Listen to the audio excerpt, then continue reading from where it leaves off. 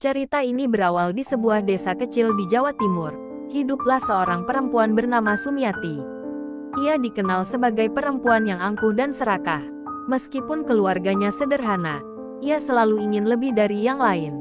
Ia sering iri terhadap tetangganya yang hidup berkecukupan dan tak segan-segan menggunakan cara licik untuk mendapatkan apa yang diinginkannya. Sejak muda, Sumiati pandai merayu laki-laki untuk memenuhi kebutuhannya. Banyak lelaki yang tergila-gila padanya, namun ia hanya memanfaatkan mereka. Ia juga sering mengunjungi dukun-dukun sakti untuk meminta pesugihan dan ilmu pengasihan. Di antara dukun yang sering ia datangi, ada seorang nenek tua bernama Nyai Rumpit, yang dikenal memiliki ilmu hitam tingkat tinggi. Banyak orang yang takut padanya, tetapi Sumiati justru mendekatinya dengan harapan bisa mendapatkan kekayaan dan kehidupan mewah. Pada suatu malam, Sumiati menemui Nyai Rumpit di sebuah gubuk tua di tengah hutan. Angin bertiup kencang, dan suara burung hantu terdengar nyaring di kejauhan. "Apa maumu, Sumiati?" tanya Nyai Rumpit dengan suara serak.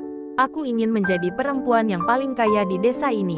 Aku ingin semua orang tunduk padaku." Nyai Rumpit menyipitkan mata. "Itu bukan keinginan yang murah. Kau harus membayar mahal untuk itu." "Aku tidak peduli. Katakan saja, apa yang harus aku lakukan?" Nyai Rumpit tersenyum samar, lalu mengeluarkan sebongkah batu hitam dari dalam kantong kainnya.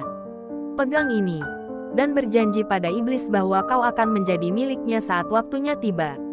Sebagai gantinya, kau akan mendapatkan semua yang kau inginkan." Tanpa ragu, Sumiati mengangguk dan menggenggam batu hitam itu. Angin di sekitar mereka tiba-tiba berputar, dan suara tawa mengerikan terdengar dari balik pepohonan. Sejak pertemuan itu, kehidupan Sumiati berubah drastis. Ia mendapatkan harta dari berbagai cara, termasuk menjual tanah dan sawah orang lain dengan tipu daya. Para pria kaya yang dulu ia dekati tak segan-segan memberikan harta mereka demi mendapatkan perhatiannya. Namun, ada sesuatu yang aneh. Sejak perjanjian itu, tubuh Sumiati terasa lebih dingin, dan di malam hari ia sering bermimpi tentang ular besar yang melingkari tubuhnya. Kadang-kadang, ia merasa seperti ada sesuatu yang bergerak di dalam perutnya. Tetapi Sumiati tidak peduli. Ia menikmati hidupnya dengan kemewahan. Hingga suatu hari, ia merasa bahwa kehidupannya sudah cukup dan memutuskan untuk berhaji agar semua dosanya diampuni. Setelah kembali dari Mekah, Sumiati berubah.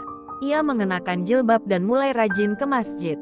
Orang-orang di desanya mulai mengaguminya, menganggapnya sebagai wanita yang telah bertaubat. Namun, tak banyak yang tahu bahwa di dalam hatinya, ia tetap angkuh. Ia sering berkata, "Aku sudah berhaji. Semua dosaku sudah bersih. Aku lebih suci dari kalian." Namun, sejak kepulangannya, rasa sakit di perutnya semakin menjadi. Setiap malam, ia merasakan ada sesuatu yang bergerak di dalam tubuhnya, seolah-olah ada makhluk hidup di dalamnya. Suatu malam, Sumiati bermimpi bertemu Nyai Rumpit. "Kau pikir iblis akan membiarkanmu begitu saja?"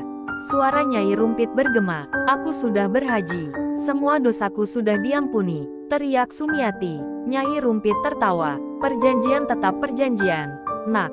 Saatnya kau membayar harga dari semua kemewahan yang pernah kau nikmati." Sumiati terbangun dengan keringat dingin.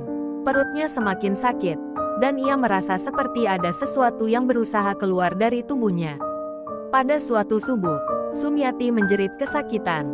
Para tetangga bergegas ke rumahnya, mengira ia akan melahirkan meskipun tak ada yang tahu bahwa ia hamil. Mereka membantu membaringkannya di atas kasur dan bersiap menyambut bayi yang akan lahir. Namun, saat sesuatu keluar dari rahimnya, jeritan histeris memenuhi ruangan. Bukannya bayi.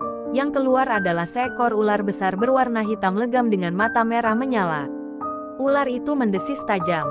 Tubuhnya melingkar di sekitar kaki Sumiati yang kini terkulai lemas. Orang-orang berhamburan keluar rumah, ketakutan. Seorang dukun desa segera datang dan membaca doa-doa. Namun, sebelum mereka bisa berbuat sesuatu, ular itu membuka mulutnya dan menelan tubuh Sumiati dalam sekali telan. Tak ada yang bisa menyelamatkannya. Ular itu kemudian meluncur keluar rumah dan menghilang ke dalam hutan, meninggalkan hanya kain iram yang masih bersih di lantai. Sejak hari itu, desa itu dihantui oleh kisah Sumiati.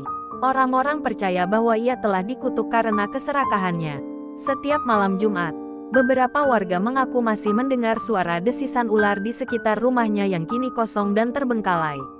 Dan di hutan tempat Nyai Rumpit tinggal, beberapa orang mengatakan pernah melihat seekor ular besar dengan mata merah menatap mereka dari kejauhan, seolah mengingatkan bahwa perjanjian dengan iblis tak bisa dibatalkan, meskipun seseorang telah pergi ke tanah suci.